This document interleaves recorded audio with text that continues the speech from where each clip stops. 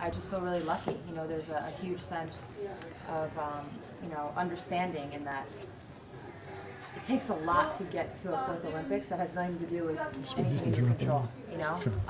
Obviously you have to stay on top of your game and be ready, but so much can happen in someone's career that can derail. And so I just feel really lucky and fortunate that I even have this opportunity, to be honest. The coolest thing I think about this entire tour is, we just came from Delaware, where obviously because of Elena there was a huge crowd, and you really felt like the home team, And I know we're going to have that same reception, same turnout in Bridgeport, and then I expect the same in New York as well. So it's really, three great places to kind of feel like the U.S. is behind you, and to be from one of them, well, actually two of them. I went to school in Connecticut, obviously I'm from New York, so to have those two places be our last two stops, for me, is super special. Where do you put winning gold medals? So gold medals obviously have a little bit of a different meaning to them, because growing up for me, there was no WNBA, and so that Olympic gold medal was it. That was, the benchmark, that's where you wanted to get. You knew if you got there, you made it. So with that, it does have a little bit more significance. And then, I always tell these stories. It's like, if you went to UConn, then maybe someone from another college doesn't like you. If you play for Seattle, maybe someone from another WNBA team doesn't like you in terms of the fan base. When you put USA in your jersey, everybody likes you. So when you win an Olympic gold medal, there's something about that just resonates, not with obviously with myself, but also with other people. So it does have a little bit of, it edges out the others a little bit more.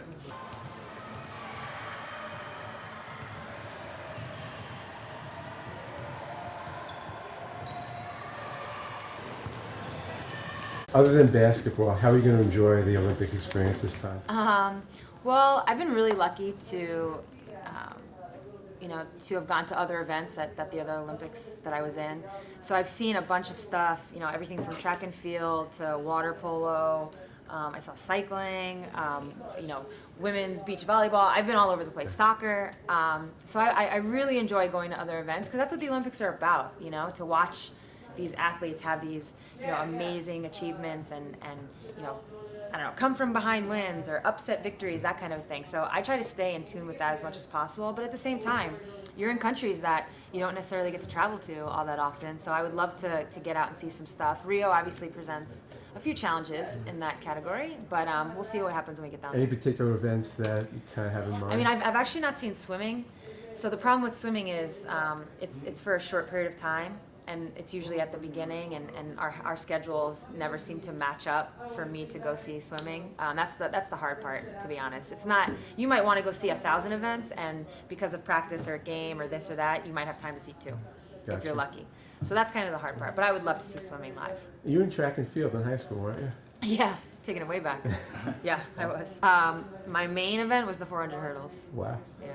It's a painful one. I watch them now and I'm like, oh, I feel your pain. It's one of the toughest events.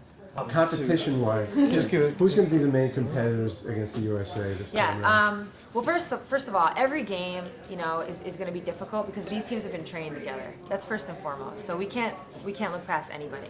Australia, of course, is always going to be the toughest, I think. And then you have a team like France, who, even though we just played them and won pretty handedly, they're very experienced, and on any given night, anything can happen. And then you have a team like Serbia, who's kind of on the come up right now. They've got young talent, they're hungry. When you play against them, it's always 110%. They're giving it all, and they're tough to play against. Not to mention Spain. I mean, I think those 4 are probably the toughest. Give us the name of just a few players that we're not familiar with on some of these teams that we should look for. Not familiar with? Well, on Serbia, their best player is Ana Dabovic. This is a guard. She actually plays for the LA Sparks, but this is a guard that is extremely dynamic, and what you probably don't see in the WNBA is more of her scoring ability, her ability to take over games, which you will see on her national team. God, who else? Any other players that we don't know? Yeah, that you don't know. That's the hard. I mean, everybody knows everybody now. Okay. Australia, you generally know Penny Taylor, Elizabeth Cambage. You know those players. Spain, now has a lot of players that play in the WNBA as well. So everyone kind of knows everybody. But that one that I named, you might not know. Style of play for the U.S.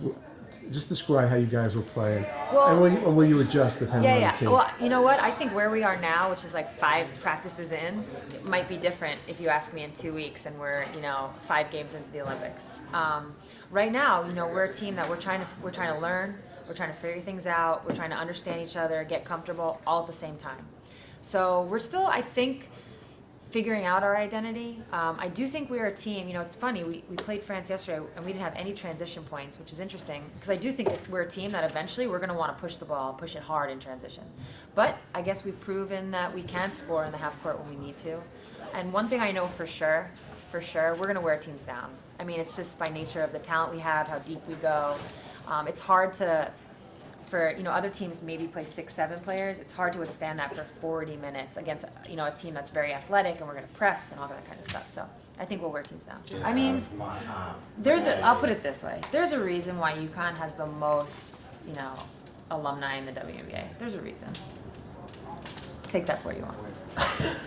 All right, we're good. Maybe that reason is